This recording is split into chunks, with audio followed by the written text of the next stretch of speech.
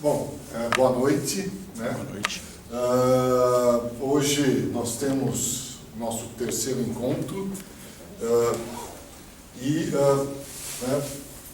como nós vamos exibir o segundo filme falado, né, dessa mostra, mas eu vou aproveitar e fazer uma pequena exibição dos trechos de um outro filme mudo do Hitchcock, aproveitando que esse filme de hoje é um pouco mais curto, para reforçar e discutir algumas coisas, né, porque relacionadas à nossa primeira aula, onde nós trabalhamos com um filme mudo, mas a carreira do Hitchcock nessa fase, né, tem outros títulos igualmente interessantes. E hoje eu vou trazer pelo menos mais um exemplo, passar alguns trechinhos, né, para a gente comparar um pouco com o The Ring, que nós vimos na primeira aula. Né? Então, só para ilustrar um pouco mais essa primeira fase do Hitchcock. Hoje, né, deixa eu ver se...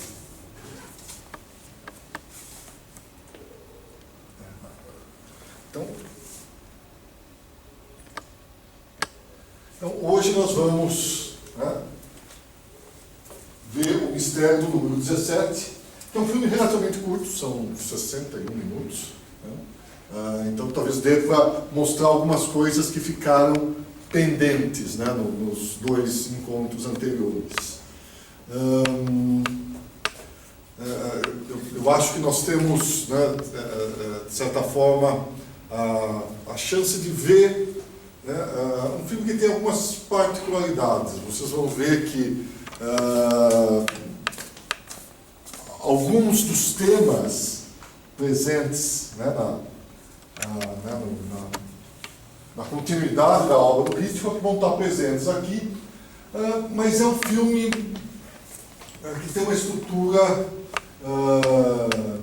bem definida e as coisas passam muito rapidamente, quer dizer, é um filme meio imperfeito, porque ele tem 60 minutos, é um filme relativamente curto. Os filmes mudos do Hitchcock eram maiores do que isso, quer dizer, os filmes curtos, mudos do Hitchcock tinham mais de 80 minutos. Então esse é um filme, né, curto, que nasce em condições especiais.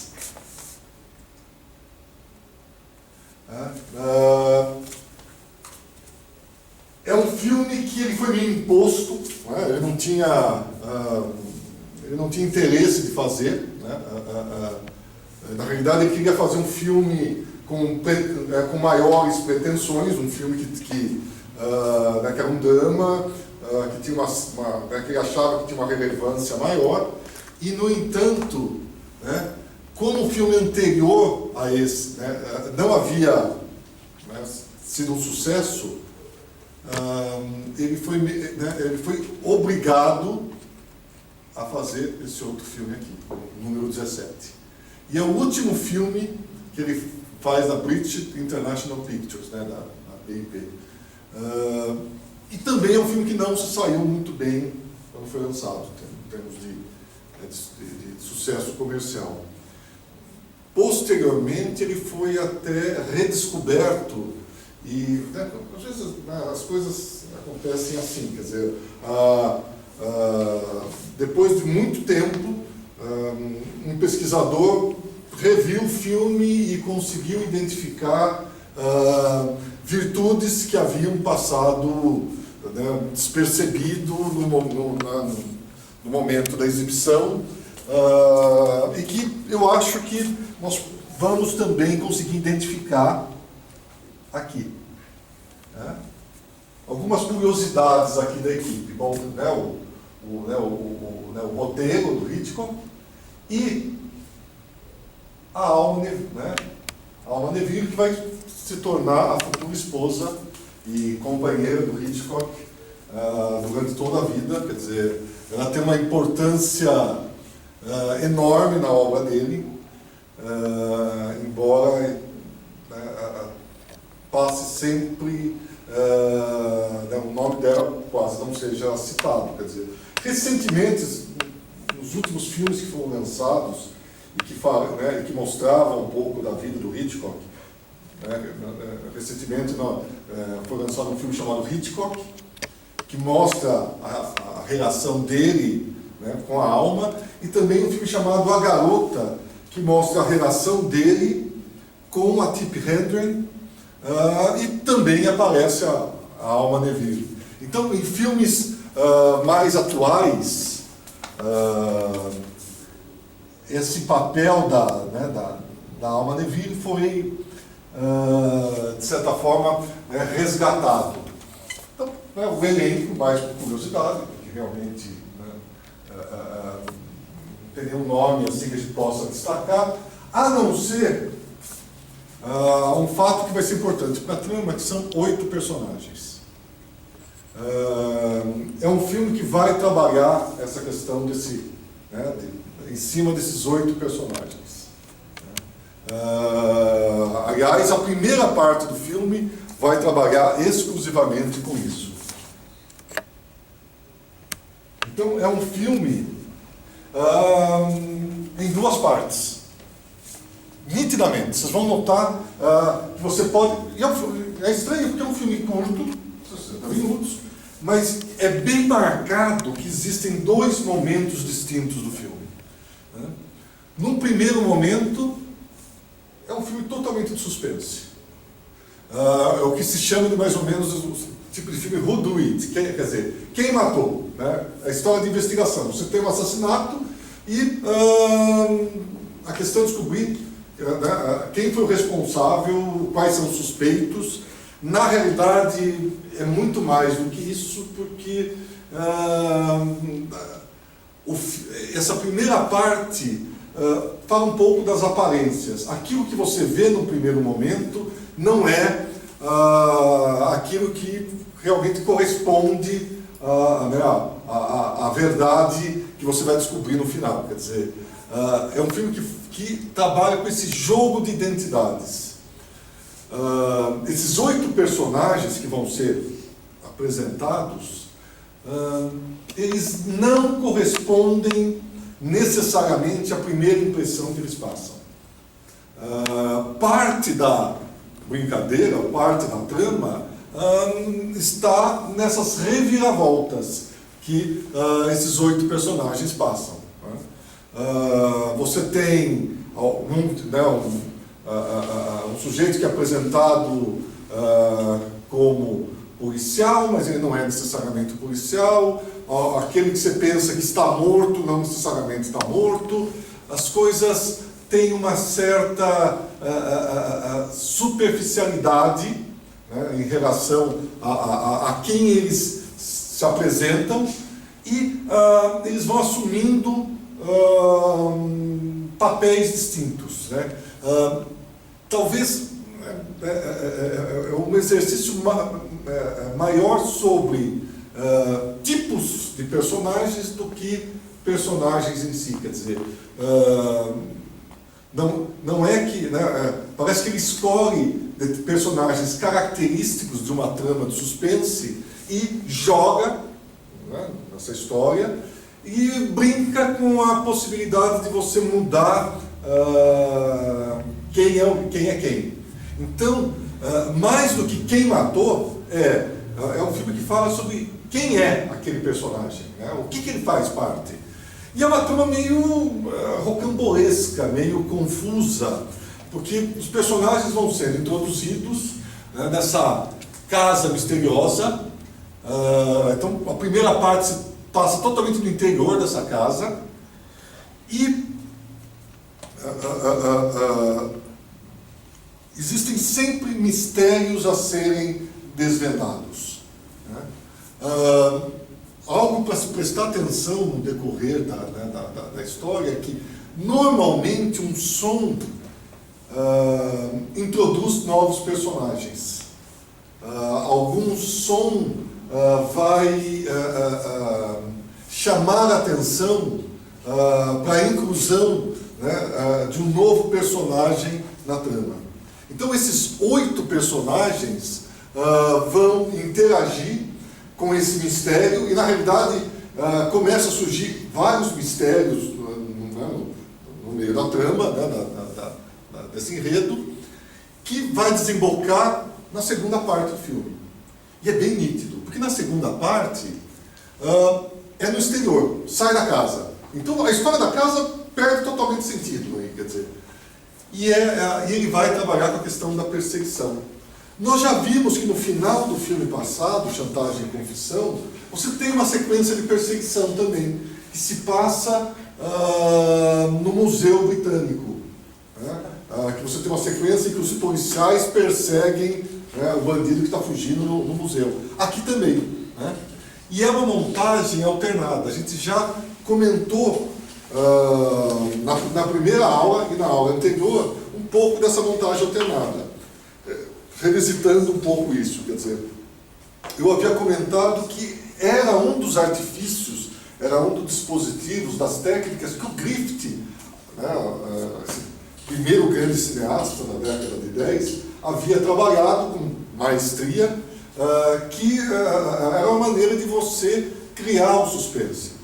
Então, né, o exemplo que eu passei é que era um curta em que a moça ficava, né, presa dentro da estação de trem, tentando evitar que os bandidos roubassem uma caixa com dinheiro. Então, ele intercalava a vítima, a moça, os bandidos tentando entrar, né, dentro da casa, e o mocinho que estava tentando chegar para salvar a heroína.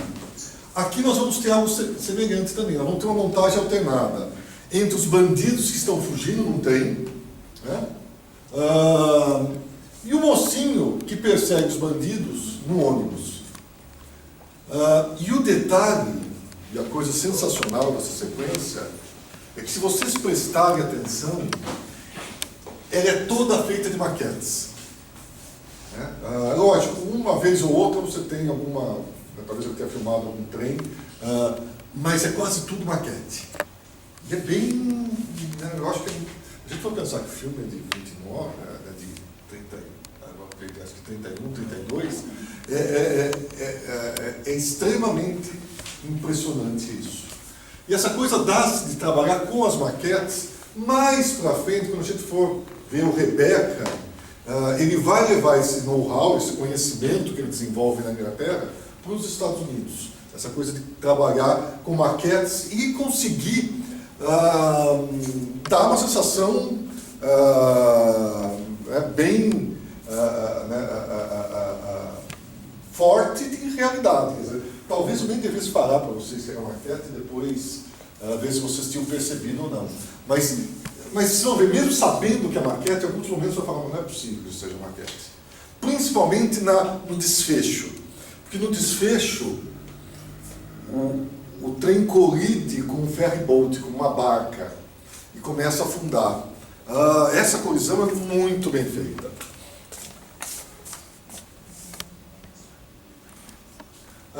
Alguns temas visuais que vão estar presentes nesse filme, mas de certa forma estão presentes em toda a obra do Hitchcock. A questão das escadas.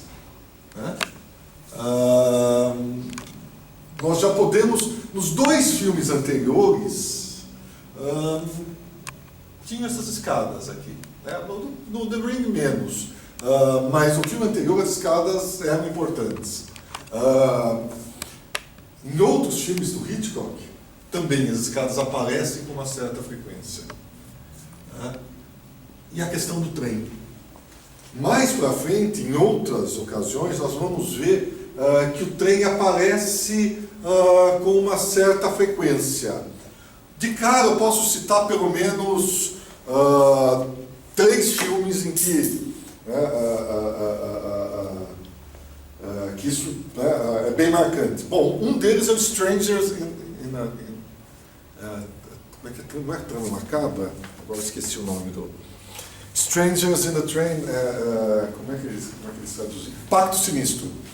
No Pacto Sinistro, a sequência inicial se dá no trem, e a partir daí, né, a partir do trem, as coisas se desenvolvem. No Spellbound, também é um filme que tem uma sequência importante no trem. Spellbound. Eu tenho uma situação. Ótimo, é mais fácil achar. Então, quando fala o coração, é isso. Então, quando fala a sombra de uma dúvida também tem algumas sequências importantes dentro do trem. E e o próprio, aquele outro que eu falei, deixa eu ver se eu acertei o nome. Pacto Sinistro, isso, Strangers on the Train. São... Oi? A Dama Oculta. Aliás, na Dama Oculta tem um trecho que vai lembrar um pouco o que nós vamos ver aqui, que o barulho do grito se liga com o som do trem. Né? Uma construção sonora também bem sofisticada, quer dizer, então são certos temas visuais que vão permeando, né, a obra do Hitchcock no decorrer dos anos. Então, à medida que nós formos assistindo, né, nós vamos tentar identificar.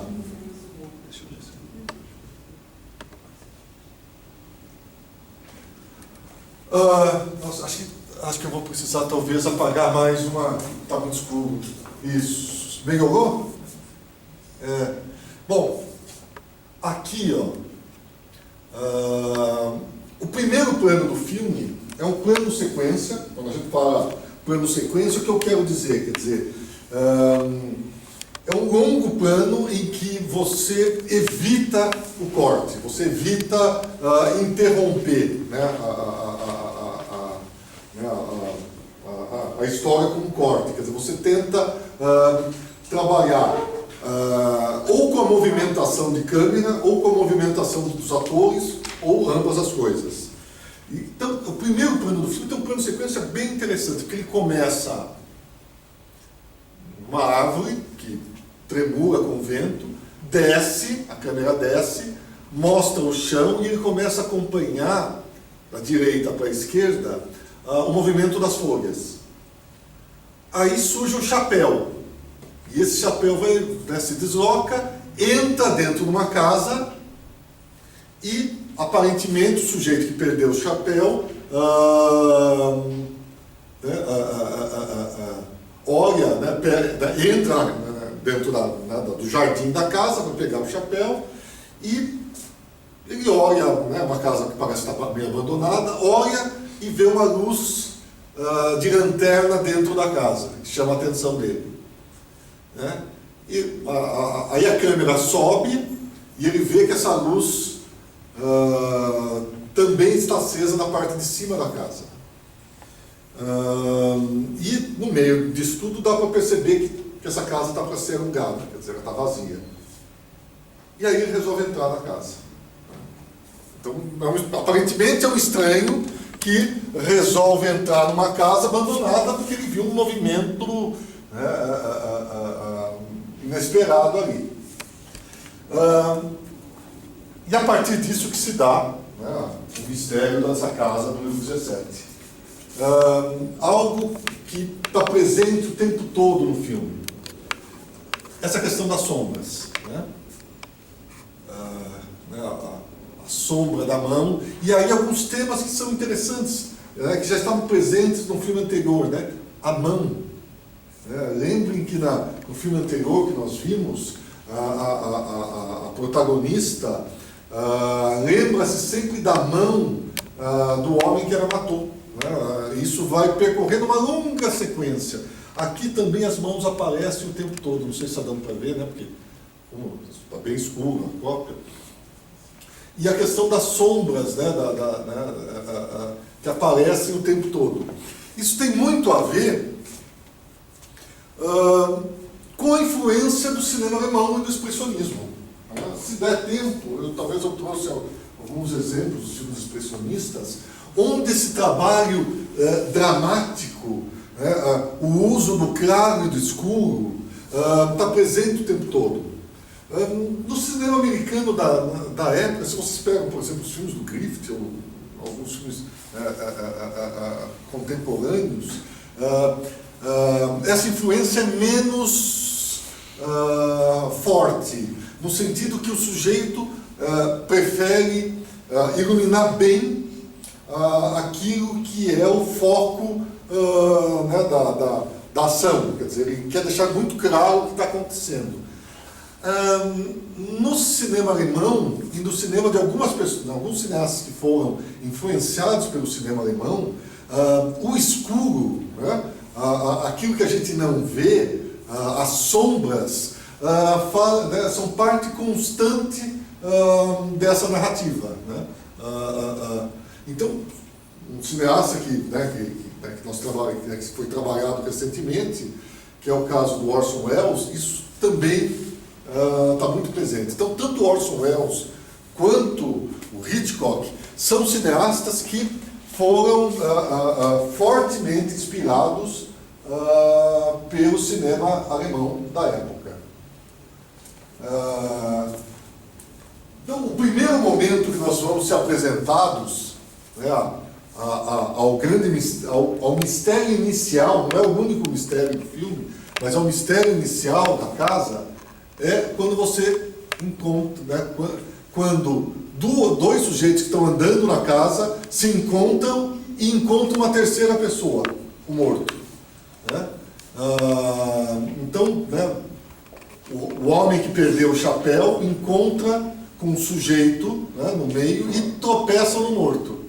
Não sei se dá para ver. E preste atenção nesse momento que tem uma construção sonora e visual muito interessante.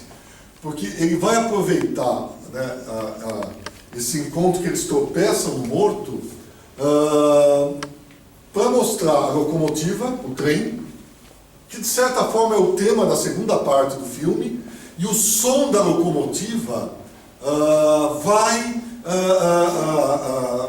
unir essa descoberta, né, dessas duas figuras, desses dois personagens, com o morto, e de certa forma representa o grito, quer dizer, é esse grito associado a esse, né, a descoberta do cadáver. Aqui ficou muito, que passa muito rápido, aqui deveria ser a figura da locomotiva. Mas então é um momento interessante para a gente prestar atenção, porque posteriormente, em outros filmes, nós vamos ver construções semelhantes a essa.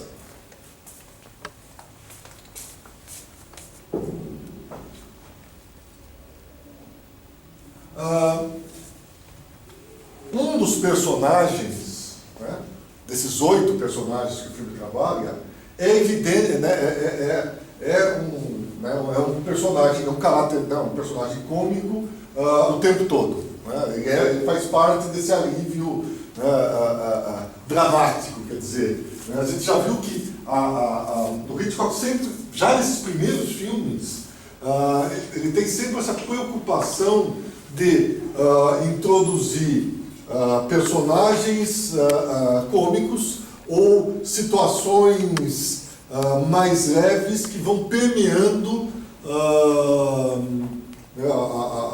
a narrativa né, ou que ora vai trabalhar com suspense, né, ou ora vai trabalhar com a questão da perseguição na segunda metade do filme. Então, né, esse sujeito aqui, né, é um dos personagens, é um personagem cômico, mas os outros personagens também ocasionalmente apresentam alguma situação com uma certa comicidade. Mas ele o tempo todo, quer dizer, né? De novo a questão das sombras, né? Eu peguei uma outra imagem para reforçar isso. O tempo todo nós temos esse mundo das sombras, que de certa forma, essa questão da forma e do conteúdo. Nessa primeira parte do filme, nós estamos trabalhando com personagens que não se mostram claramente. Quer dizer, que aquilo que eles dizem que eles são não é necessariamente verdadeiro. Existe sempre um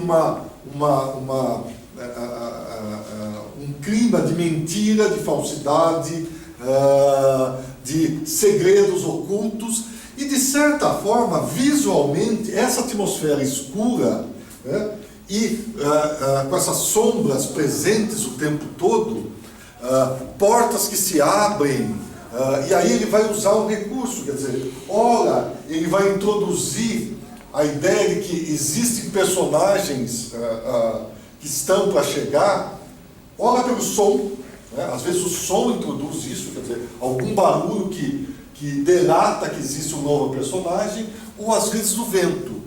Porque quando se abre uma porta, ou se abre uma janela, o vento faz as folhas se mexerem e você sabe que alguém abriu alguma porta, então existem mais pessoas do que aquelas pessoas que inicialmente você tem contato.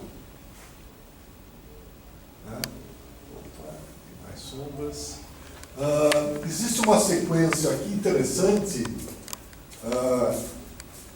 logo depois que surgem 3 novos personagens de uma vez, que é uma disputa pela arma, né? Em determinado momento, na escada, né, que é sempre uma coisa importante, quer dizer, existem, né, se vocês, por exemplo, assistirem O Vento Levou e prestarem atenção, as grandes sequências dramáticas onde existe onde é tomada alguma decisão com relevância para o resto da trama, são sempre tomadas nas escadas. Aqui também acontece, né, algo do gênero. Então, nesse determinado momento, surge um conflito entre as pessoas que já estavam na casa e os novos personagens, né, que vão ser apresentados. E de novo, a questão da sombra. Então é uma sequência interessante para ser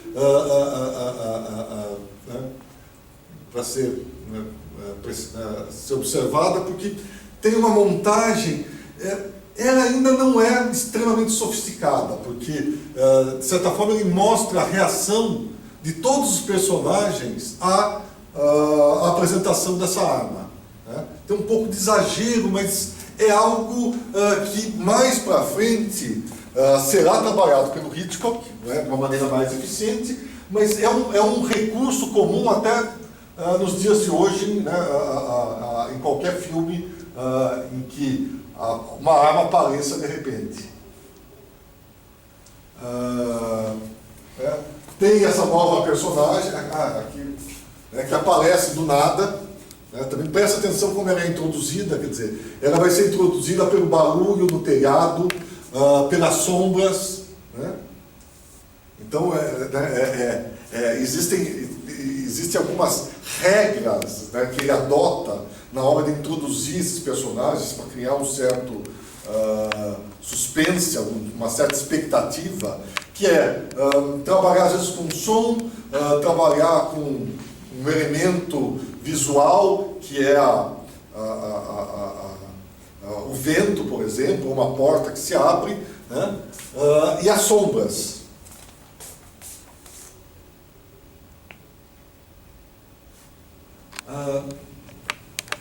E aquilo que era o mistério inicial do filme, que era o morto, né, no segundo andar, ele desaparece. Então ele vai acrescentando pequenas tramas, pequenos mistérios, pequenas questões a serem desvendadas, né, que, no primeiro momento, o mistério só cresce. Quer dizer, você já não sabe direito o que está acontecendo desde o início, aí surgem mais personagens que tornam a coisa mais confusa ainda, mas não é algo extremamente, né, não é algo que desapareceu, né, no cinema, né, na produção audiovisual atual. Quer dizer, se você pega algo como né, o Lost, né, a série Lost, que a cada episódio entram novos personagens e surgem novos mistérios à medida que a trama vai sendo desenvolvida, de certa forma, né, isso está dentro das regras desse gênero de filme.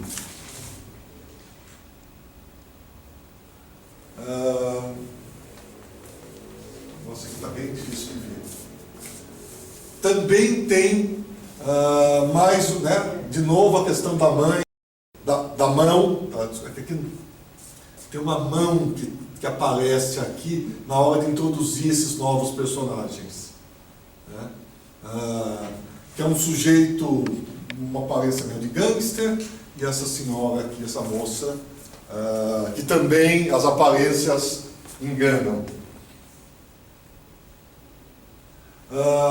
Outro elemento que vai estar presente em filmes posteriores. Não só a escada, mas a sensação de vertigem, né, de queda, de você estar olhando para baixo, quer dizer, o vértigo o tempo todo, né, o corpo que cai, essa sensação, aquele está sempre trabalhando. Nós vimos planos semelhantes no filme anterior. Então, de certa forma, certos motivos visuais aparecem. Aqui, por exemplo, é uma coisa que não está tão visível assim, mas quando vocês assistirem o filme, logo, né, é uma coisa interessante vocês prestarem atenção. Com a chegada dos novos personagens, ele vai estabelecer mais ou menos uma relação aqui, entre os novos personagens que chegam, que estão no andar de baixo, e os personagens que estão aqui em cima. E nós estamos vendo os personagens, talvez aqui seja um pouquinho difícil, mas quando o filme for exibido, né, tentem prestar atenção, através das sombras deles. Aqui estão as sombras de dois personagens que estão no andar de cima, e chegam esses novos personagens. Isso é um pouco antes do conflito com as armas.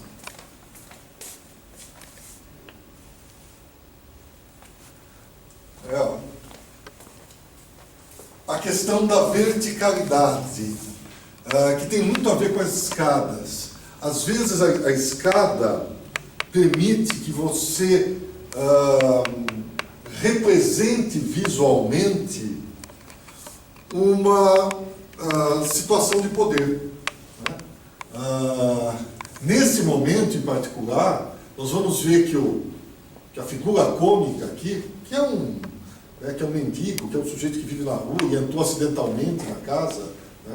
A casa estava abandonada, era uma maneira dele poder passar a noite, ele consegue ficar com uma arma. E ele está, né, numa posição de superioridade em relação aos demais. No entanto, né, isso vai ser revertido naquela sequência do revólver que eu mostrei anteriormente.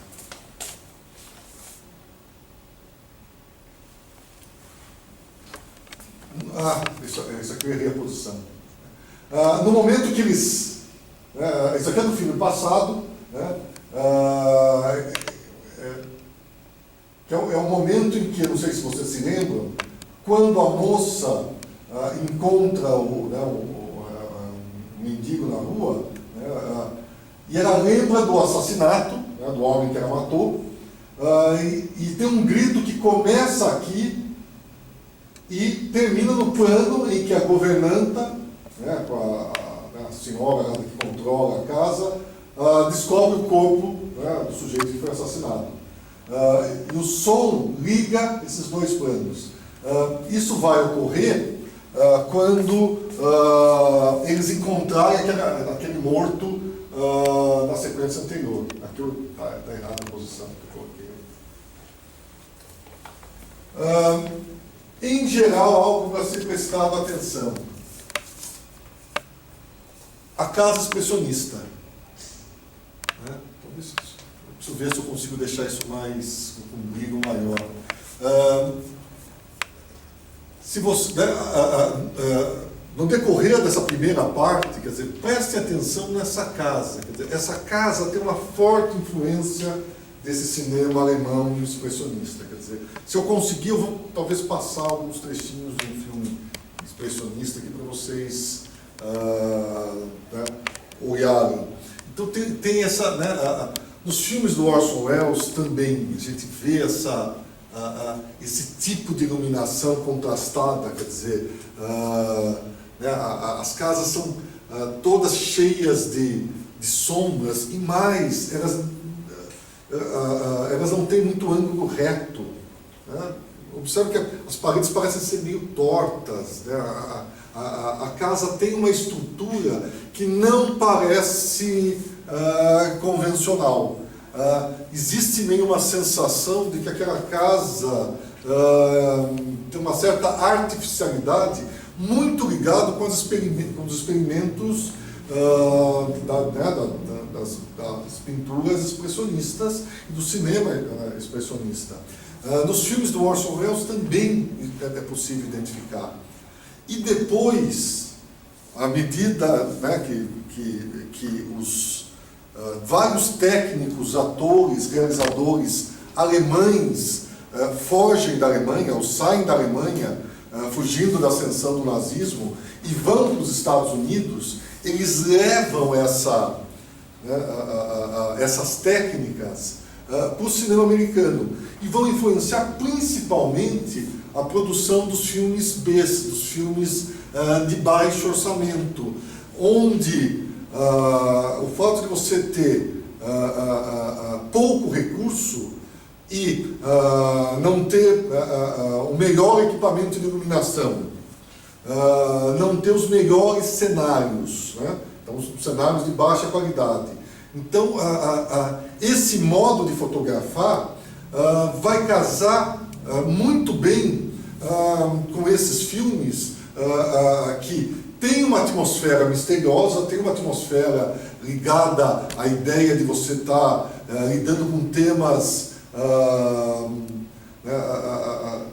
mais ligados a um lado perverso, a um lado não óbvio da sociedade, que está muito comum nos filmes de detetive, nos filmes do cinema noir.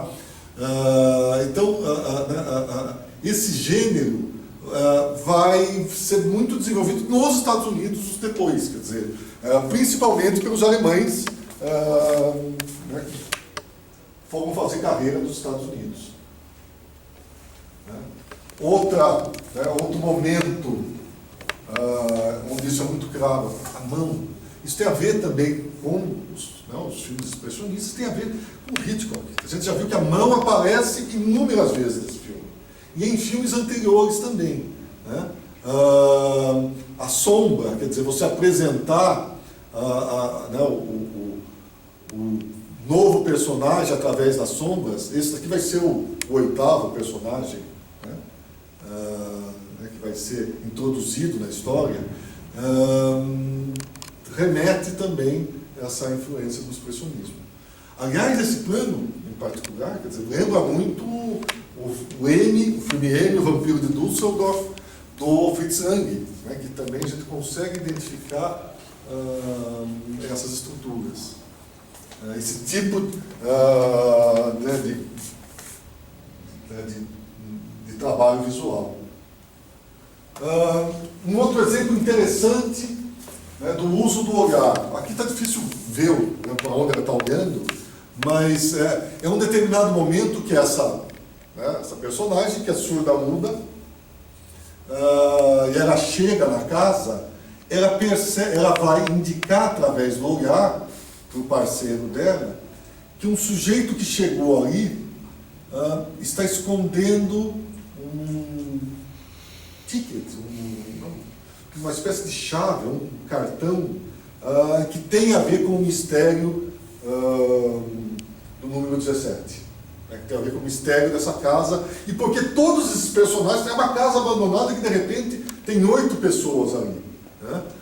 Então tem alguma coisa estranha acontecendo no lugar. E ela, nesse momento, ela mostra o parceiro dela o que está acontecendo através do olhar. Então ela olha para esse sujeito, olha para ele escondendo, né? Através do olhar ela dá uma dica para o sujeito que está segurando a arma aqui, para ele prestar atenção.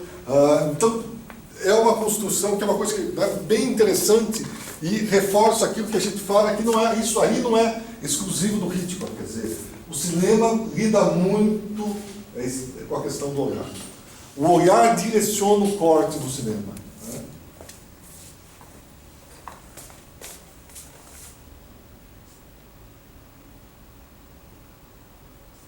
Aqui está bem escuro, não vai dar para ver.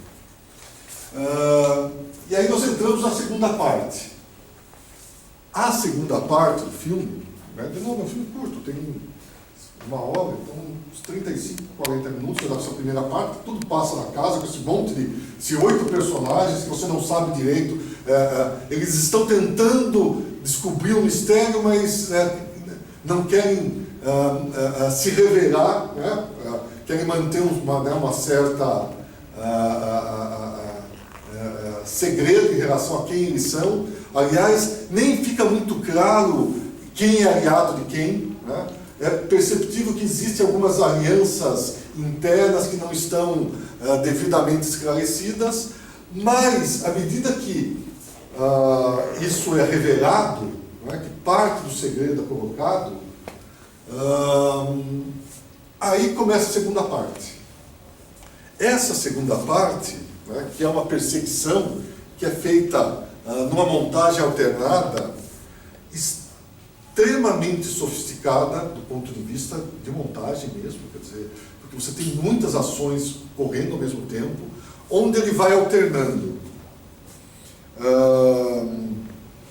os bandidos, né, que estão tentando ficar com um determinado objeto, os reféns dos bandidos, né,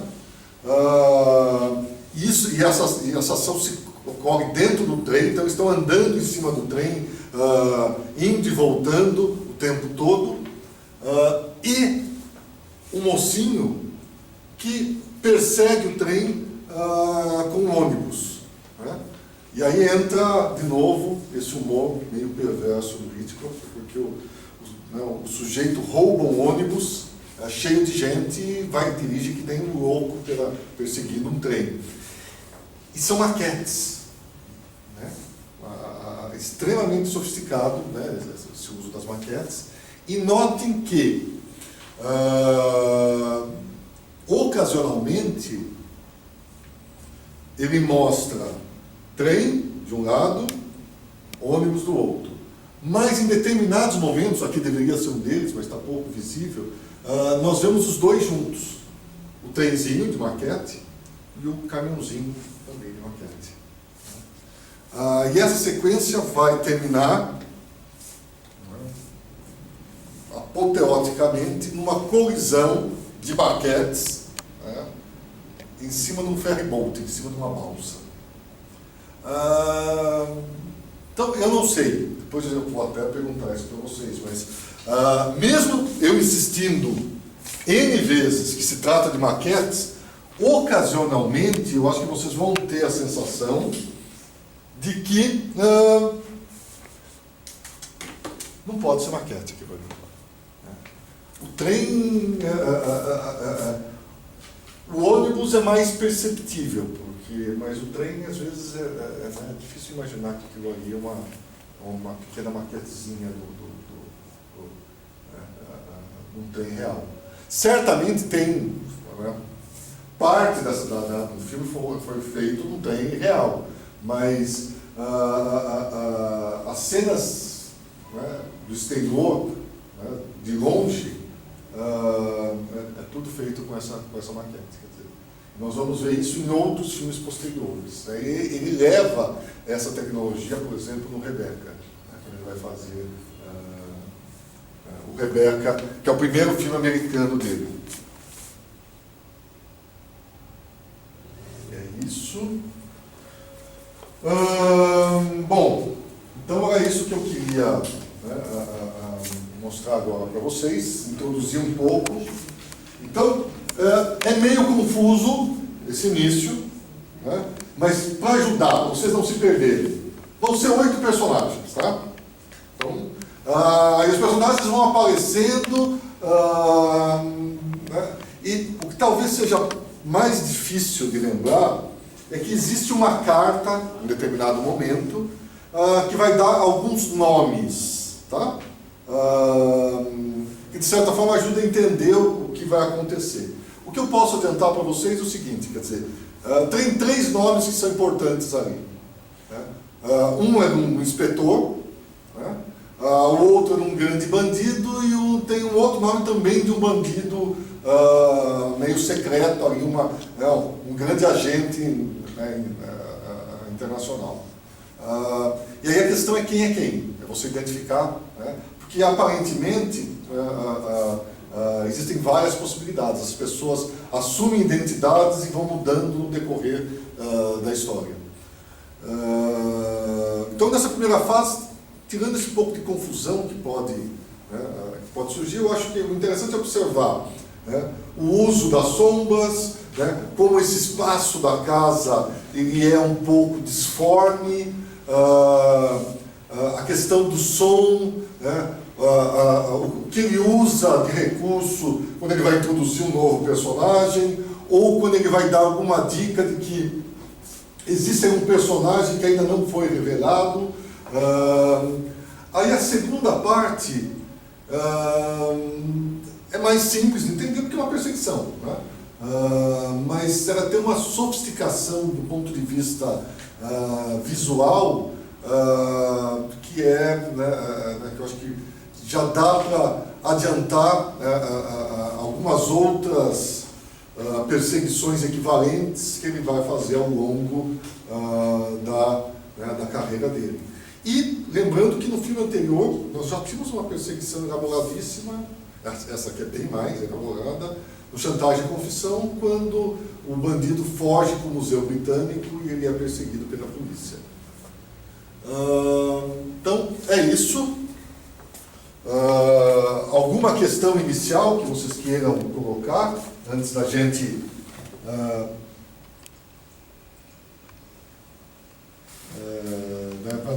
iniciar? O filme é curto, ele tem 1 hora, então eu pretendo passar no filme e depois passar uns 30 minutos de um outro filme mudo dele, né, possivelmente, né, e aí a gente discute mais a respeito do filme que vocês viram, né, que a gente vai assistir hoje. Alguém já queria, de repente, adiantar alguma questão, alguma dúvida? Então eu vou, acho que pedir aqui para o João.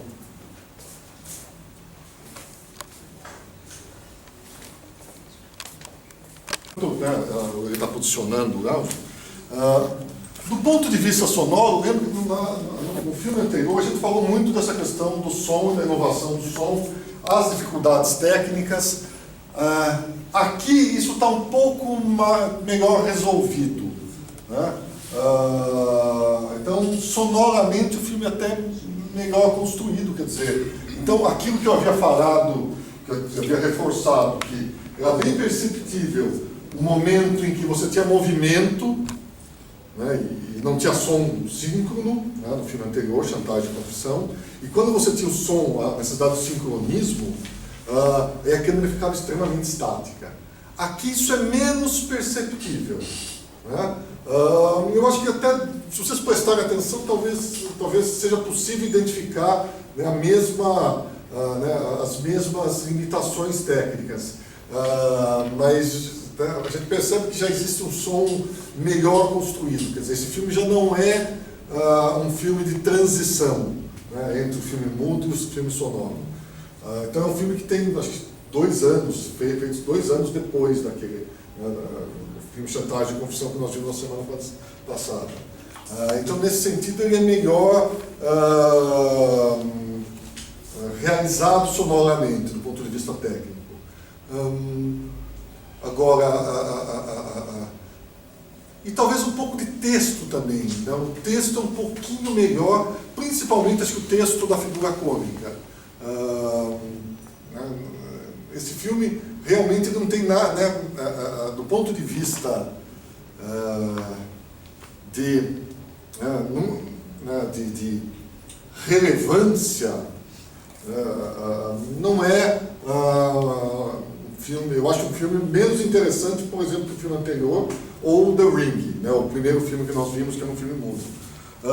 Mas existem certas construções que a gente vai poder identificar futuramente nas obras posteriores do Hitchcock. E era um filme que ele também não era um dos filmes mais preferidos dele, assim, não era um dos filmes mais marcantes. Quer dizer,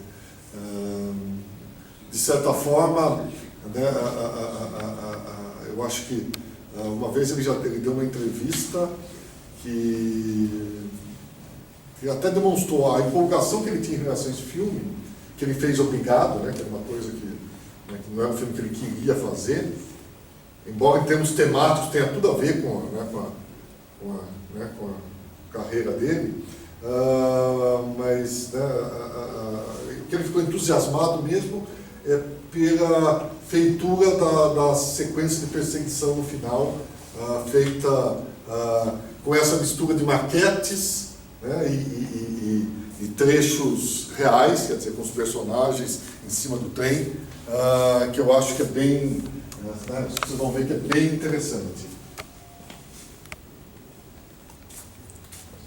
Assim que o João acertar ali o ponto, a gente começa a ver o mistério do número 17.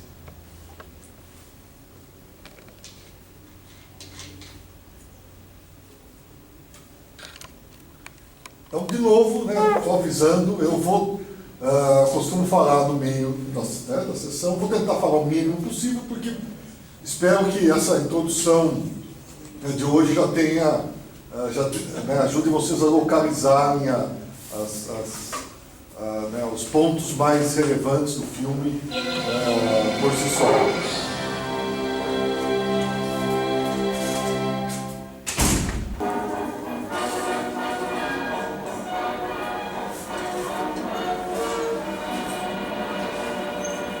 Bom, é um filme menos sutil que os dois anteriores que nós vimos, ele é mais tosco em algumas coisas, quer dizer, esses personagens são meio caricatos, quer dizer, né, a história é cheia de furos, mas existem momentos, eu acho que existem certas situações em que a gente pode reconhecer visualmente ou identificar o estilo, né, que mais tarde iria ser melhor trabalhado, né, nos outros filmes do Hitchcock. No entanto, eu acho que existem alguns momentos que são bem marcantes, quer dizer, principalmente o final, quer dizer, aquela sequência de montagem, aquela sucessão de planos, né, da locomotiva, do carro, das pessoas dentro do trem, as pessoas dentro do ônibus, e vai alternando, e depois ele mostra a balsa, aquela colisão. Então, aí dá para perceber que existe um domínio da narrativa, de como contar uma história, que já está bem solidificado. Quer dizer, em outros momentos, a gente percebe que tem algumas técnicas que funcionam menos, que ele até usa repetidamente. Por exemplo, basicamente em dois momentos, não sei se vocês lembram do filme, quando existe uma surpresa, quando existe algum evento que traz alguma surpresa para os personagens, ele tem a tendência de mostrar todas as reações dos personagens no entorno. Então, aquele momento que aparece a arma, então você vê a reação de todo, aparece um rosto de cada um, que talvez seja meio exagerado, talvez você não precisasse. Hoje, certamente, se alguém fizesse uma edição desse tipo, você ia mostrar uma reação ou duas, né? Não precisa passar por todos. E em um determinado momento, quando a surdo-muda fala com os bandidos, e aí ele mostra o rosto de todo mundo, mas muito curto, quer dizer, é até meio confuso, né, que, de certa forma, é uma mesma técnica sendo repetida pelo menos 2 vezes no filme. Não com total sucesso, né? Então, às vezes a história é meio confusa, ela não tem um certo dinamismo na primeira parte, depois é meio arrastada, e ainda bem que o filme tem 1 hora só, quer dizer, talvez, né, manter isso por mais tempo, né, seria um desgaste maior. Mas, mesmo assim, né, eu acho que é possível perceber certos temas visuais ou conceituais que vão ser reelaborados. Quer dizer, né, a questão da perseguição. Mais para frente vai ser bem interessante nós analisarmos esse filme com o Terceiro Tiro, que é uma comédia, né? Que aí é uma comédia, quer dizer, um filme assumidamente cômico, né? Que é a história de não sei se vocês já viram, que é que de repente as pessoas acham um corpo numa praça e as pessoas tentam esconder esse corpo, causando um monte de peripécias, né? Também um monte de figuras que vão aparecendo estranhas e que vão lidando com uma situação extremamente inusitada, bizarra. Com esse filme também. Às vezes é meio difícil você aceitar que essas coisas estão ocorrendo daquele jeito. Tudo parece meio forçado, né?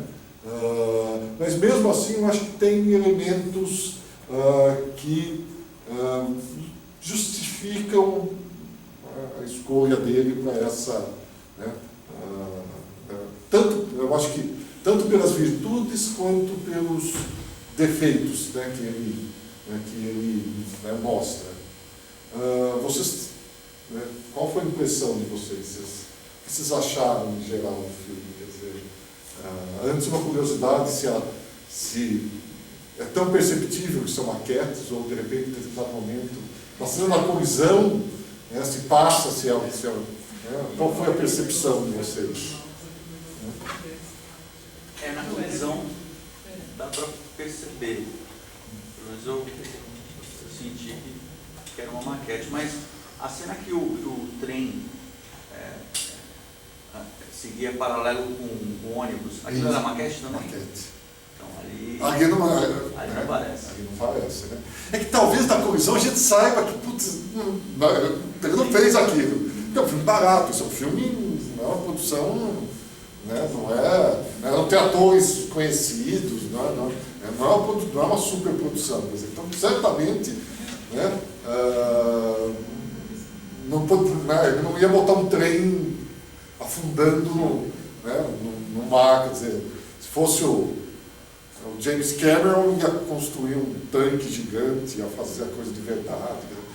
Não é o caso aqui, quer dizer, tudo ali é feito em miniatura. Então, o ferry boat, não sei se vocês notaram, aquele momento que o trem passa meio por cima ali é maquete, mas ali é extremamente bem feito, porque você tem personagens reais que são sobrepostos sobre a maquete, né, com uma certa precisão, no momento que o trem se choca, né, o sujeito desaparece ali, né, então eu acho que ajuda a criar um pouco dessa sensação de realidade. Eu não sei se vocês, em relação à primeira parte, deu para assistir, meio cansativa, não sei, qual foi a impressão que vocês... Primeira parte, Ela me chama muita atenção, porque a coisa da luz, como ele utiliza a luz, as sombras. O tempo todo, né? Muito forte naquela primeira parte. É muito bom desse tempo. Então, por exemplo, no caso do Orson Welles, também a gente nota esse tipo tão importante quanto mostrar é o esconder. Né? E aí, nesse sentido, quer dizer, a questão da forma e o conteúdo, elas estão perfeitamente relacionadas. Quer dizer, num filme que o principal tema é esse jogo de identidades, essa coisa que você não sabe direito quem é quem, quer dizer, né, parte do... Porque você tem uma sucessão de mistérios, quer dizer, quem são aquelas pessoas, porque todos estão aí naquela casa abandonada, quem é o morto, depois o cara não está morto, as pessoas piscam, né, uma para as outras, demonstrando que são parceiras, mas aparentemente não agem assim. Então, é esse jogo de aparências, é o suspense, o mistério em relação ao que está acontecendo. E depois tudo isso fica meio, quer dizer, continua, mas em menor intensidade, à medida que a perseguição se impõe. Né? Aí passa a ser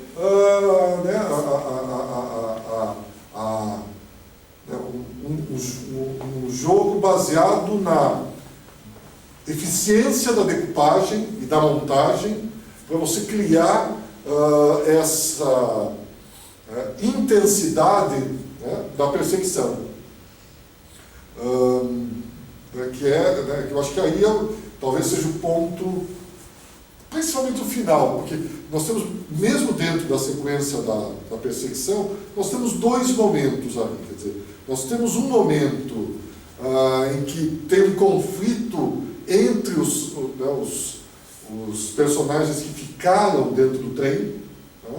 Então eles andam de um lado para o outro do trem. Né? Uma hora os bandidos parecem, os trens começam a se desentender. Depois a questão é onde está o colar.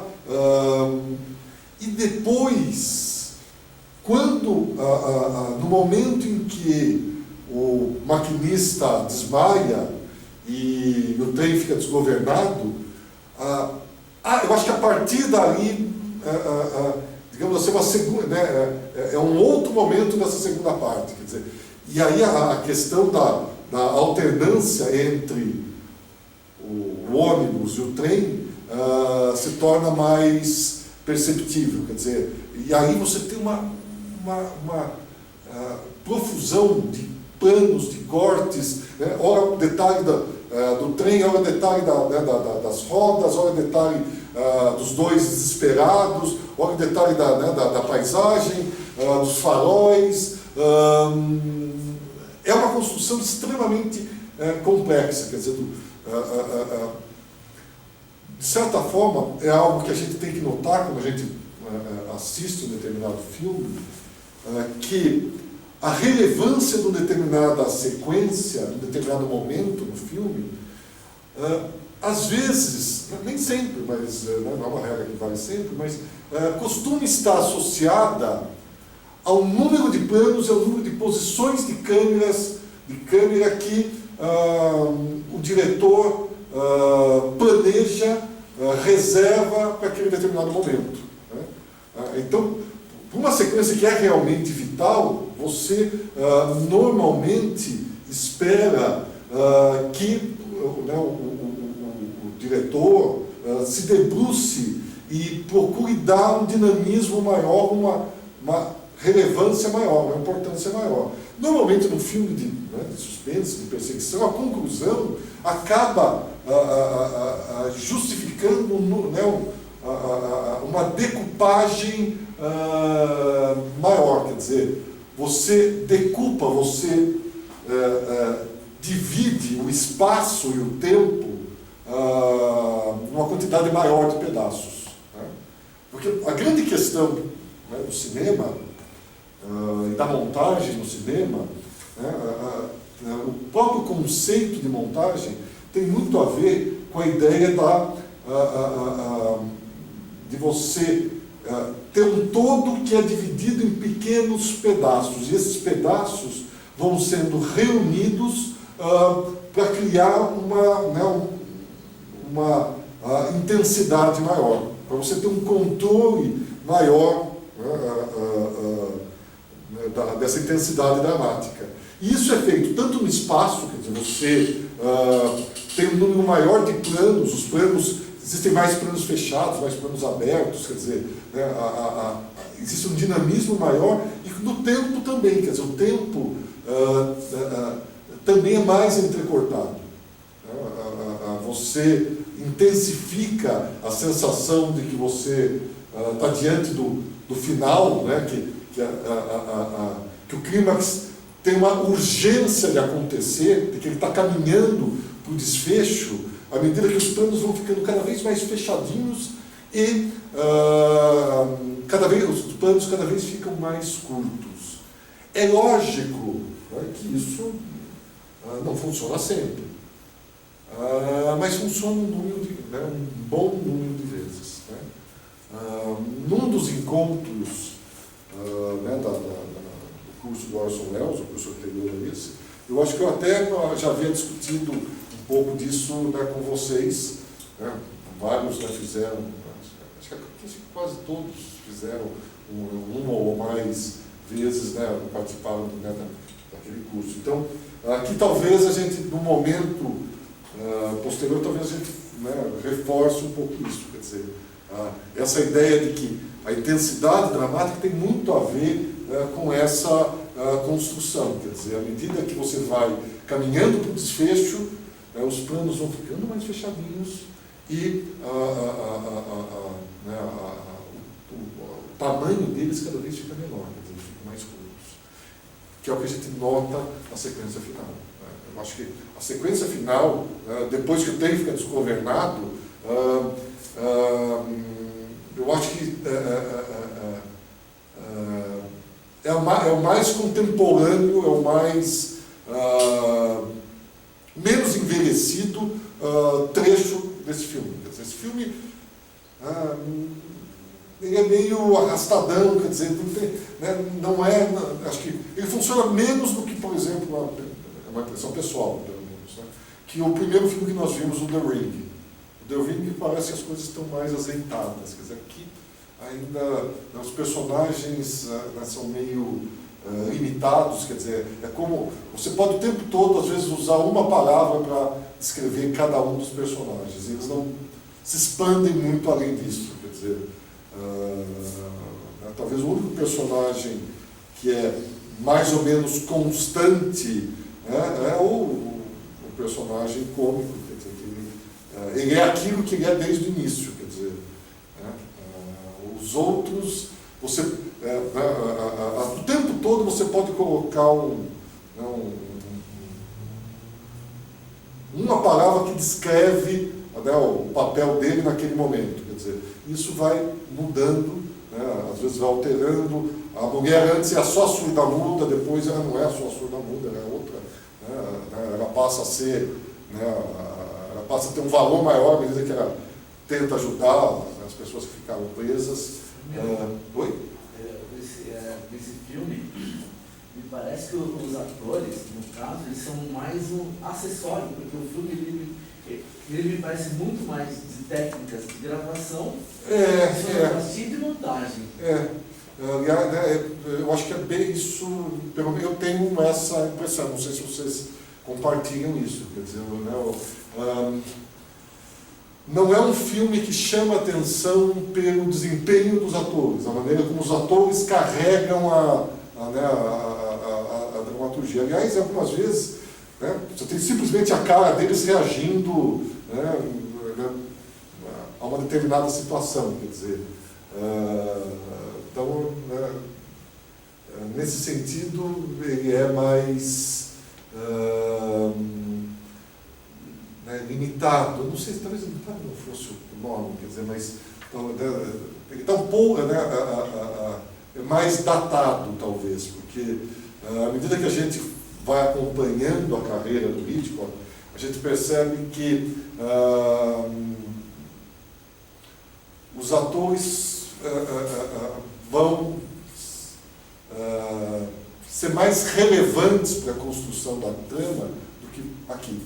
Quer dizer, aqui é como se você estivesse vendo aqueles jogos tipo detetive, quer dizer, que você tem os personagens que... É o mordomo, então o mordomo tem as características do mordomo, ele não é muito isso, não é além disso, cada um tem uma função dentro da trama, e assim fica, quer dizer, a gente não, de certa forma, não acompanha, pelo menos não se envolve no que aparentemente tem um relacionamento entre o personagem, o protagonista e a aparente surda-muda, né? O que aparenta é assim, né? Como um filme que ele foi um filme imposto para ele dirigir, parece que ele se encarregou praticamente da parte técnica e a parte de dramaturgia não estava muito... Talvez, mas é uma coisa até interessante, né, que a gente depois vai notar em outros filmes. O Hitchcock é meio caracterizado, né, ele é caracterizado como um diretor que dá muito pouco retorno para os atores. Em geral, os atores que trabalhavam para o Hitchcock reclamavam muito disso. Quer dizer, o Hitchcock não era extremamente próximo, no sentido de dar um retorno para que se os atores estavam caminhando para o lugar certo. Quer dizer, ele era um sujeito que estava muito mais preocupado com a marcação, com a posição que o ator tinha que ter, qual é o enquadramento, a iluminação, e mesmo com isso, quer dizer, que poderia normalmente, quando a gente fala, quando a gente tenta ensinar um pouco sobre direção, a gente fala para nunca se comportar dessa maneira. Mas o Hitchcock funciona, porque você, de repente, pega inúmeros filmes dos atores. Talvez ele tenha a grande maestria de escolher os atores que vão corresponder, mesmo tendo pouco suporte da parte dele. Quer dizer, ele não é... você tem na história, você tem vários realizadores, diretores que têm uma reputação enorme de serem grandes diretores de atores, quer dizer, que conseguem extrair o máximo dos atores. Agora, o Hitchcock, mesmo sendo extremamente tecnicista, quer dizer, ligado às questões técnicas da filmagem e dando pouco retorno para os atores, ele vai ao longo da carreira conseguir grandes atuações. Quer dizer, mas o James Stewart, por exemplo, que trabalhou muito vezes com o Hitchcock, reclamava que ele se sentia muito solitário, quer dizer, ele queria saber se ele estava fazendo certo, e o Hitchcock falava, não, se estiver errado eu aviso. Quer dizer, então, e às vezes os atores precisam ter sentir falta de ter esse retorno. Então aqui também, quer dizer, a gente percebe que tecnicamente ele tem a preocupação está na fotografia, quer dizer, na montagem, embora a montagem nem sempre funcione, pensando na sequência final, eu acho que é extremamente bem montada. A questão do som, mas o enredo é meio simplório, o desempenho dos atores também não é algo que chama a atenção. Quer dizer, por exemplo, eu acho que o primeiro filme que nós vimos, o The Ring, mesmo sendo um filme mudo, os atores aparentemente constroem melhor. Tanto que é possível até você reconhecer na personagem feminina do The Ring uma dúvida a respeito de qual boxeador ela vai escolher, quer dizer, é possível né, identificar uma interpretação, aqui é menos, quer dizer, aqui as coisas não são tão, isso também não são tão claras. Não sei se vocês têm essa impressão, mas é algo que fazia muito tempo que eu não vi esse filme, então eu revi agora. Então, isso me chamou a atenção. E, aliás, revendo, você viu? Eu revendo agora pela segunda vez, eu vou ver se eu consigo trazer, ver se eu consigo exibir, senão eu teria trazido hoje, que seria o melhor, porque encaixa, encaixaria, né, muito mais, né, a gente tendo acabado de ver esse filme. Tem uma sequência do Poderoso Chefão que lembra muito esse filme. Então, talvez, se eu conseguir na semana que vem, eu traga esse trecho do Poderoso Chefão e mostre aqui, que é uma das sequências fundamentais do Poderoso Chefão, que é o momento em que o Michael Corleone finalmente assume, né, a máfia, quando ele mata na cantina, né, os policiais. Eu não sei se vocês... Né, o que chamou a atenção? Tem o trem, que o trem é muito importante, né, e a arma escondida na privada, né, na tampa, na caixa de água da privada. E aqui eu reparei que nesse filme você tem a questão do trem, um determinado trem aparece, tem o som do trem, as imagens do trem, e é o momento em que o oitavo personagem, né, pega o colar naquela privada ali. Nossa, isso, né, tudo bem, eu acho que é uma coincidência, nunca li nada a respeito, mas eu achei de repente interessante, né, às vezes preciso talvez ver as duas para ver se tem alguma outra, né, relação possível. Então, às vezes, a gente vai descobrindo coisas. Da primeira vez eu não tinha reparado nisso, senão eu teria até trazido para mostrar para vocês. Alguma outra questão? Então, eu queria mostrar mais um filme mudo.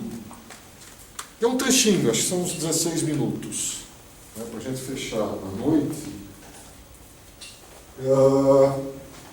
E chamar a atenção em cima de algumas semelhanças desse filme de hoje com o filme atual e também, né, com os filmes anteriores que nós vimos.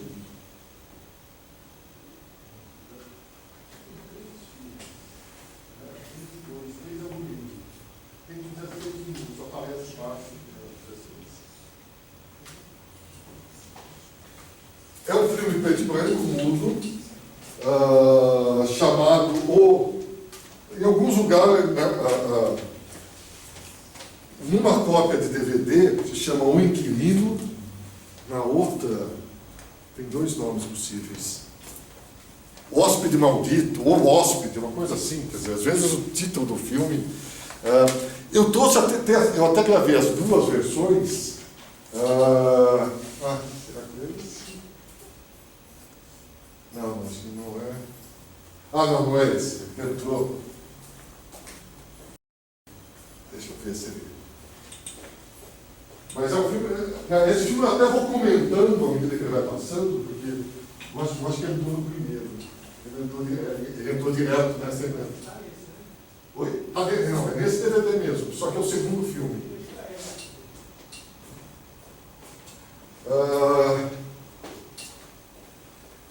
Então, é o segundo. É The Lodger. Né? O Pensionista, está num DVD, em outro DVD aparece como O Inquilino. É esse mesmo.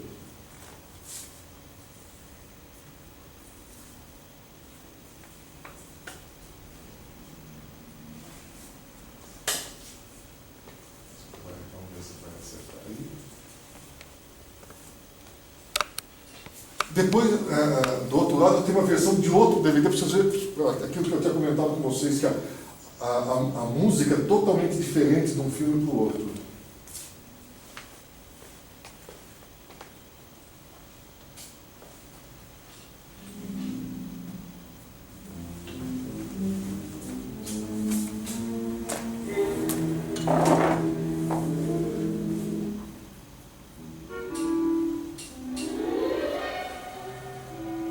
São 16 minutinhos assim.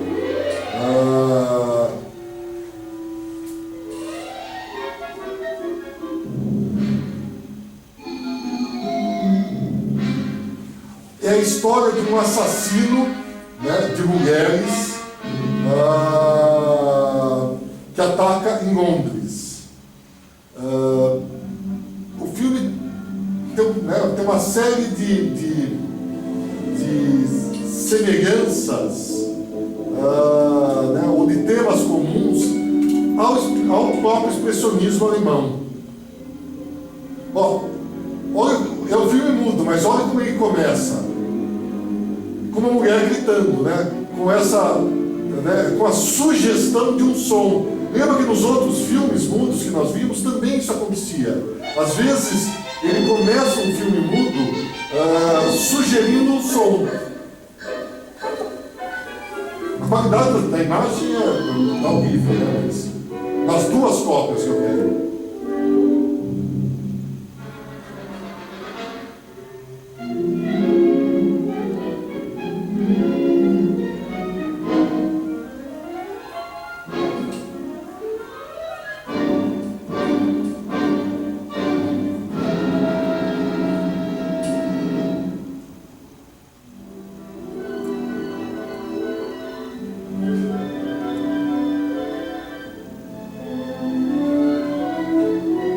O assassino deixa uma marca para confirmar que o crime foi feito por ele.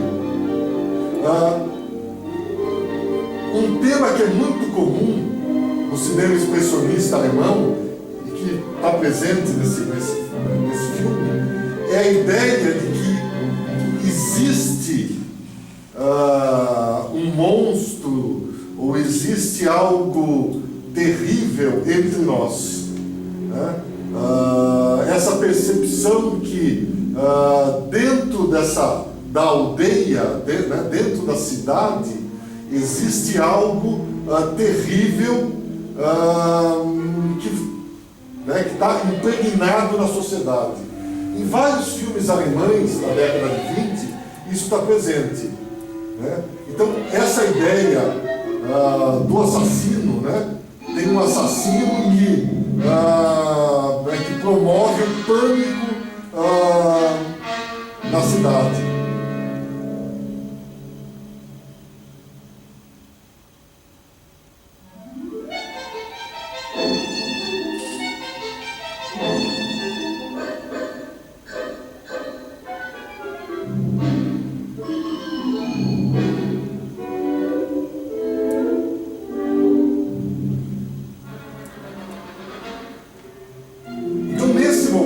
De certa forma, ele está mostrando como é o processo da notícia se espalhar. Você tem um repórter na locação, que aí liga para um outro sujeito que vai passar por telex, por telegrama, a história, isso vai para o jornal vai ser publicado, e toda a história se espalha. Então, tem um caráter meio documental esse início. E não sei se vocês lembram, mas no filme anterior, Chantagem e Confissão, o início do filme também tem um caráter meio documental, meio explicativo, que ele mostra mais ou menos como funcionava a Scotland Yard, quando prendia algum suspeito.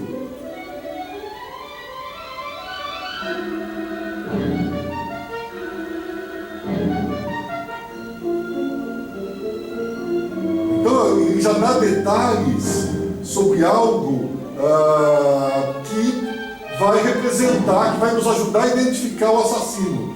O assassino cobre o rosto. Então, a notícia sai do repórter, chega, né, num outro local, isso passa para o Telex e, né, passa para a gráfica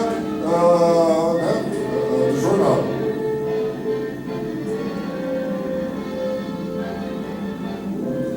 Ó, um certo grafismo, né, nessa cartela, nesse intertítulo.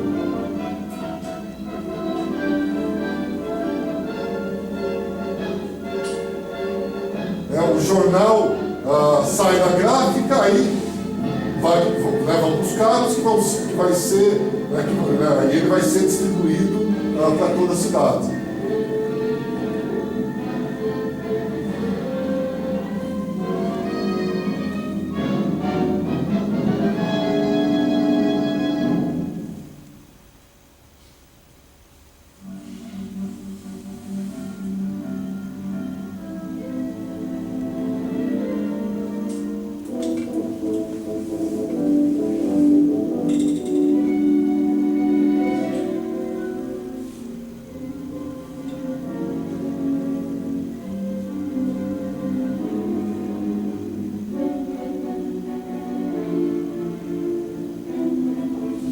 E aí a repercussão, quer dizer, as pessoas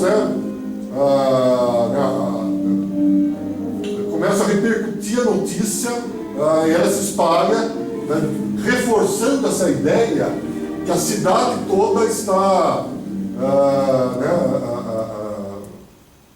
preocupada com esse assassino.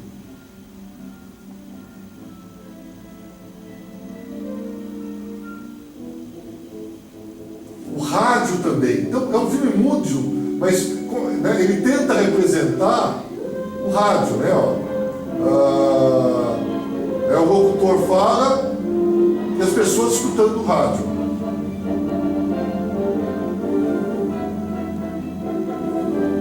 Então, embora não exista o som, né, real, a presença do som em imagens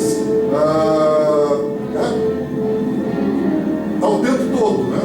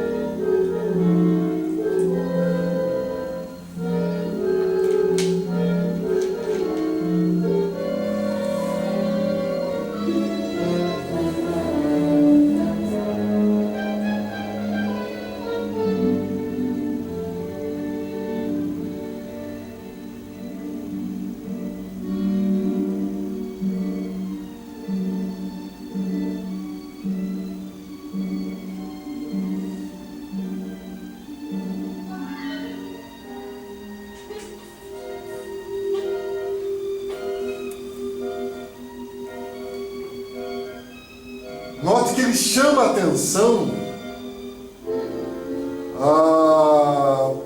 sobre dois fatos que vão ser importantes para o resto da história. Um é que, o primeiro é que o bandido cobre metade do rosto, né, com um lenço. O segundo é que ele se interessa pelos cachinhos dourados. Então, as mulheres com cachos dourados são possíveis vítimas.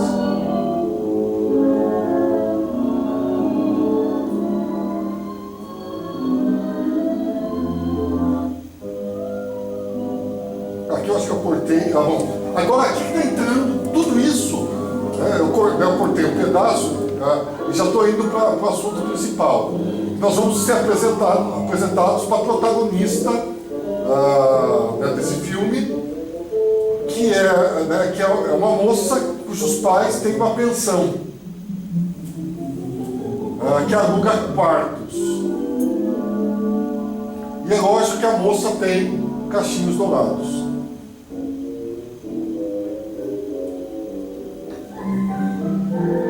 Ó, a sombra que chega na porta. Nós vimos isso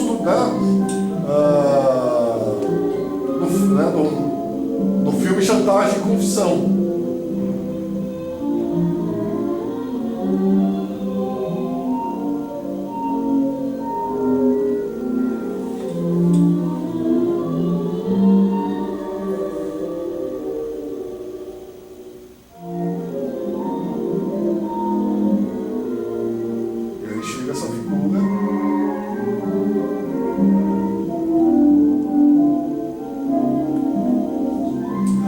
A maquiagem, né, do ator é totalmente expressionista, quer dizer, essa coisa, se você está assistindo o Gabinete do Dr. Caligari, tem muito a ver, né, com essa figura, né, com uma maquiagem carregada, extremamente suspeita, quer dizer, ele tem todo o perfil do assassino. E quando a luz volta,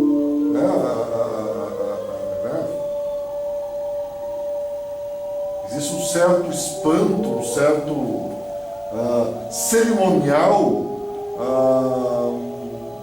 na apresentação dele nessa casa.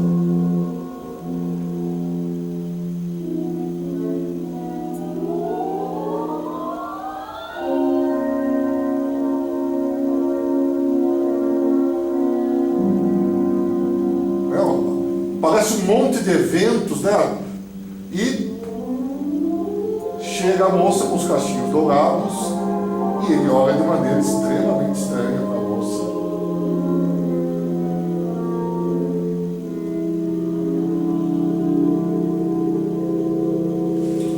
Essa série de eventos, o pai cai, né? Toca o relógio, parece que dá uma dimensão mágica ou demoníaca para essa figura. E qual vai ser a história, né? É evidente que, né, esse sujeito vai começar a se relacionar com a filha, né, com cachinhos dourados aí, e a grande questão é: será que ele é o assassino? E aí ele está se envolvendo justo, né, com a moça.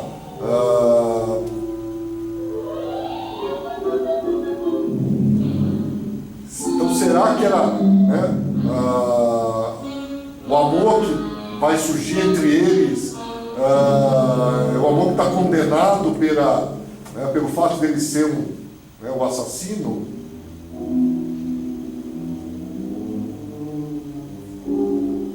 Ele age de uma maneira estranha, aparentemente ele fica, ele é influenciado, ele sente algum incômodo ao ver as fotos, os desenhos, os quadros das mulheres com cabelos loiros, né, dourados. Então ele vai, né, trabalhando nesse suspense de que será que essa moça vai se relacionar com o assassino? Se é o assassino, qual vai ser o destino dela, né, dessa relação?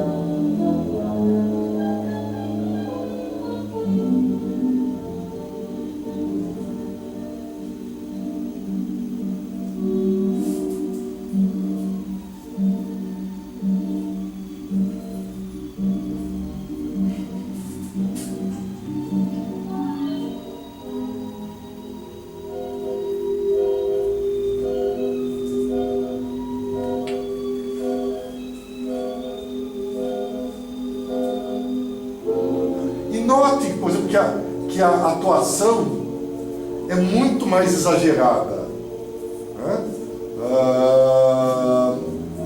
Se nós compararmos, por exemplo, com The Ring, onde The Ring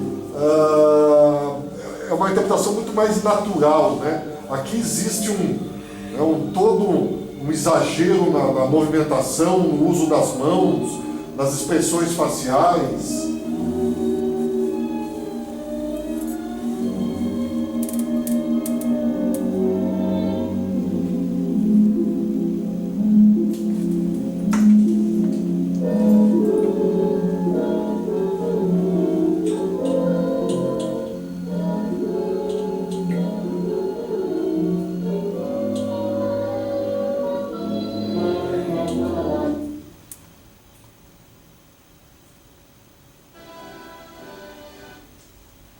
Essa é a outra versão do Inquilino.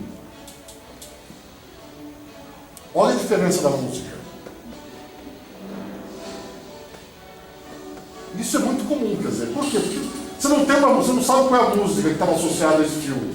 Então, quando você produz um DVD, você pode pagar alguém para fazer uma música especial para o filme, ou simplesmente pega uma música qualquer e joga lá.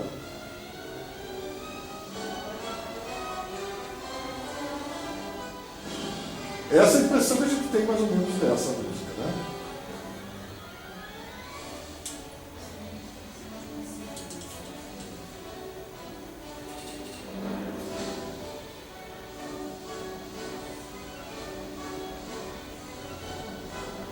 Bom, só para matar a curiosidade de vocês, né, o segredo por trás, né, dessa história é que, na realidade, né, esse rapaz que aparentemente que pode ser o assassino, na realidade teve a irmã que era loira e tinha cachos dourados, morta pelo assassino. Então ele vai a Londres com o intuito de tentar capturar o assassino. Então, por isso que ele está abalado quando ele vê, né, as loiras e tem essa reação meio exagerada. Você vê que eu gravei isso acidentalmente, mas agora toca a Elka, quer dizer, no meio, tudo meio, a mesma sequência, ó.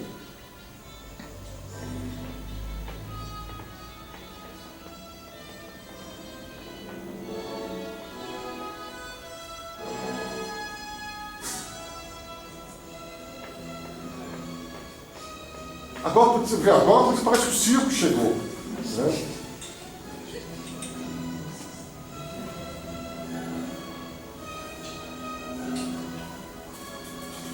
Então acontece muito isso, quer dizer, certamente o filme, quando foi lançado, não era nenhuma dessas duas músicas. Agora tem músicas que dá para perceber que a qualidade da cópia é diferente.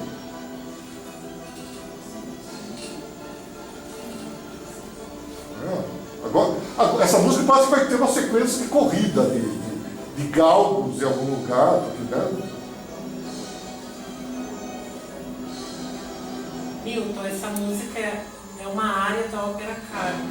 Essa daí que está tocando agora, né? Então não tem nada a ver com isso, né? Que a gente. Olha, você vê o que quer dizer? Então que o sujeito tem uma música, pega e joga lá, tá bom, já fez, vende o DVD, né? Então, às vezes as cópias que nós temos acesso tem essas excentricidades, né? Porque quem lança às vezes esse filme, lança porque são filmes antigos, são velhos, às vezes domínio público, não tem que pagar nada, né? Então simplesmente, né, lança o filme, né? Então sem algum cuidado, sem algum... em geral as cópias que eu estou passando estão muito boas, mas por exemplo essa daqui, as duas, é difícil saber qual é a pior. Essa está super lavada, né?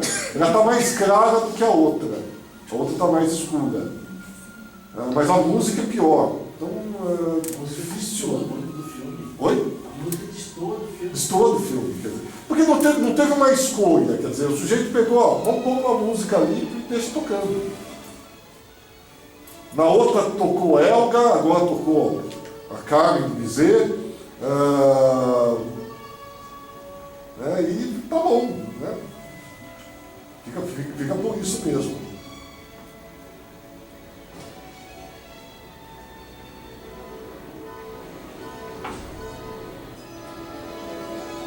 Mas isso então tem a ver, né, com as cópias que são feitas. Se você, por exemplo, pegar uma cópia feita em outro país, talvez seja outra música por outra cópia. Não são necessariamente as músicas associadas originalmente ao filme.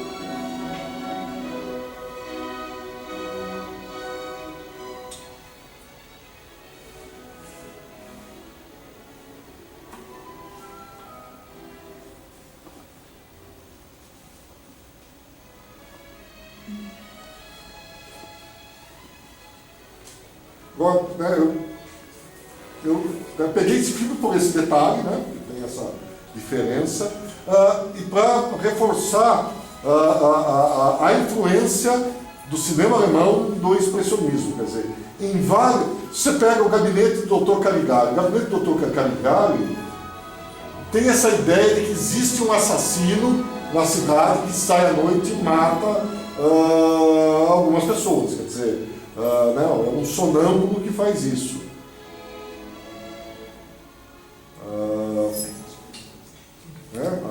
Agora, nesse filme também tem essa atmosfera londrina, toda escura, cheia de névoa, que de certa forma antecipa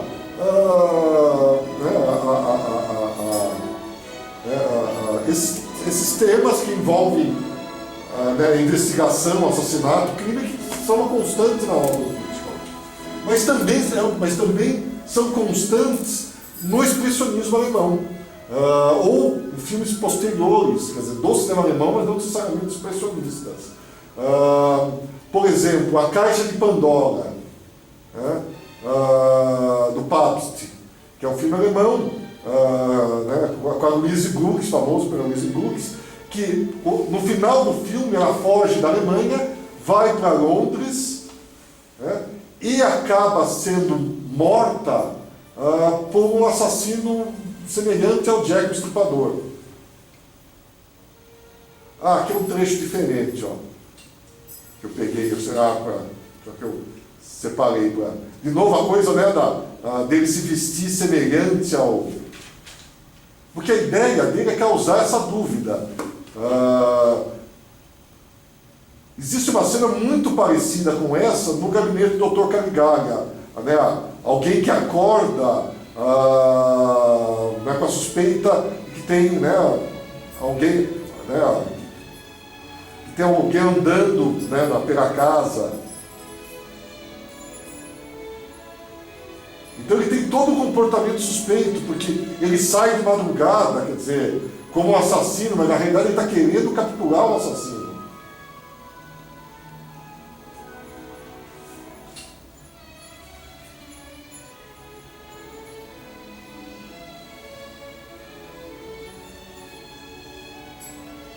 A sombra,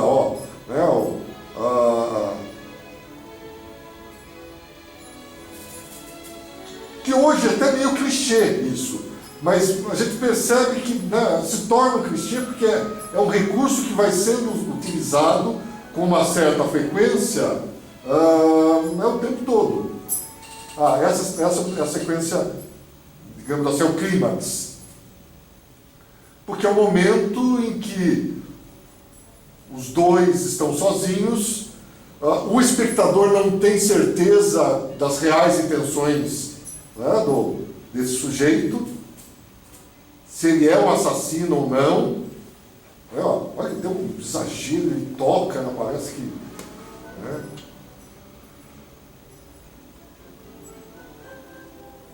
Então Então, do ponto de vista da atuação, as coisas são muito marcadas. Esse tem muito mais cara de cinema mudo do que o The Ring.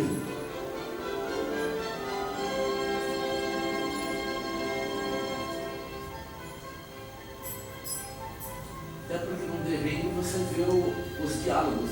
Os outros. Nota, aqui tem um plano muito esquisito que quebra o eixo. Ó, ele chama a atenção do cabelo, ó, parece ter um fetiche. Parece ter um fetiche em cima do cabelo. E é lógico, ó, ele se aproxima, a gente não sabe direito qual é a intenção.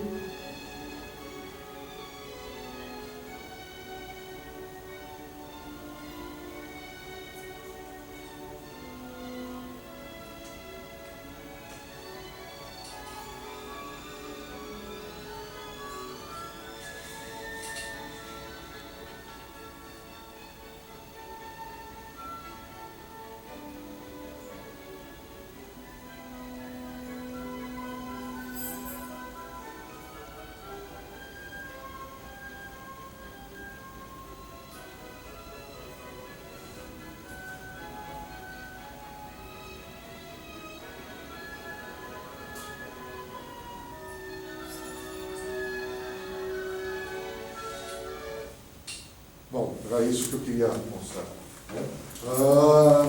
Então, dá um outro exemplo de um filme mudo com algumas características comuns e outras totalmente diferentes. Quer dizer, se a gente compara com o The Ring que nós vimos, o The Ring dá a impressão de ser um filme muito mais contemporâneo do que esse daí. Bom, algum comentário, alguma observação? Uma última questão que vocês queiram colocar em relação ao que nós vimos hoje? Aquela cena inicial do filme de hoje é uma câmera na mão, não é não? Sim, eu acho que é. Ela faz. Ela tremula, né? Ela treme demais. Note que é uma coisa que a gente está acostumado na década de 60, uma ideia na cabeça, uma câmera na mão, liberdade, mas as coisas já aconteciam, né? Não é difícil a gente achar algo genuinamente novo na história da humanidade. Às vezes as coisas são retrabalhadas ou redescobertas o tempo todo, né? Então aí você tem uma câmera Chama muita atenção porque as câmeras eram pesadas, né? Sim. Então, digamos assim, é dificílimo você fazer algo assim. Uma sequência daquele. Note, tem a coisa do chapéu entrar dentro da casa. Deve ter sido feita uma cordinha, coisa, mas tem é um primeiro plano sofisticado, quer dizer, tem um certo capricho ali. Então eu acho que o filme que nós vimos hoje tem, eu acho que, momentos que são interessantes para a gente pensar no decorrer do curso, quer dizer, mas ele é menos interessante do que, pelo menos, a minha impressão, do que os filmes anteriores. Os filmes anteriores têm coisas, eu acho que o The Ring, o primeiro, talvez seja um dos melhores mundos, né? O Chantagem e Confissão, embora seja um filme de transição, já é possível identificar abordagens extremamente ricas do uso do som no cinema. O filme de hoje tem momentos, quer dizer, tem coisas que não funcionam tão bem, mas ele tem momentos assim, especiais. Eu acho que, de novo, a nossa ideia é um pouco, além de analisar individualmente cada filme, mas tentar perceber uma evolução na figura desse diretor, na figura do Hitchcock. Então dá para perceber que, de repente, esse filme foi feito meio não só a contragosto, mas também de uma maneira menos dedicada, em relação a outras coisas que dava para ver que ele conseguiria fazer. Né? semana que vem nós temos mais um filme britânico, da época que ele estava na Inglaterra ainda, preto e branco, mas não mudo. Né? Qual é o mesmo filme da semana que vem? Degraus. Isso, 39 degraus. E eu vou ver se eu também trago algum outro filme da época mudo para mostrar alguns trechinhos para a gente, né, para enriquecer um pouco a experiência. E aí, depois do 39, já é o Rebeca? Rebeca. Aí o Rebeca vai ter bastante coisa para a gente falar. Aí, o Rebeca é um salto. Né? Que é o primeiro filme americano. E tem algo legal para falar a respeito da indústria cinematográfica americana e da trajetória do Hitchcock na hora de se inserir nessa indústria. Então é isso. Agradeço a presença de vocês e até semana que vem.